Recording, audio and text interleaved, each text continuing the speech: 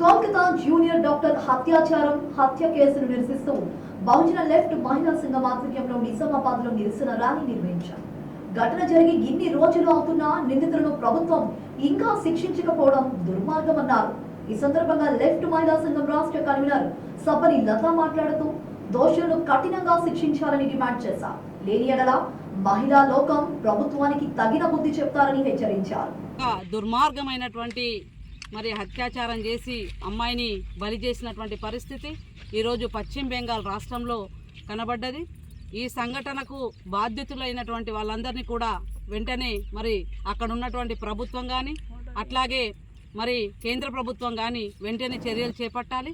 ఇంతవరకు కూడా మోడీ ప్రభుత్వం ఈ అమ్మాయిని అత్యాచారం చేసి చంపేసిన తర్వాత ఆ అమ్మాయిని ఎందుకు ఆ నిందితుల విధమైనటువంటి దారుణానికి పూనుకున్నారు, అమ్మాయి పైన ఇంత అఘాయిత్యానికి ఎందుకు పాల్పడ్డారు, ఈ దోషులను వెంటనే శిక్షించాలని చెప్పేసి ఇంతవరకు కూడా మోడీ సర్కార్ అక్కడ ముందుకు వచ్చినటువంటి దాఖలు లేవు.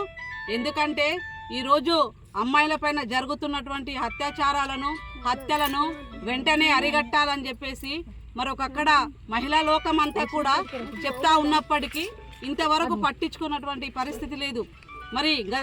మనం గత 4 సంవత్సరాల క్రితమే చూసాము హైదరాబాద్లో ఇదే విధంగా డాక్టర్ అమ్మాయి అత్యాచారానికి బలై చనిపోయినటువంటి పరిస్థితి ఉంది.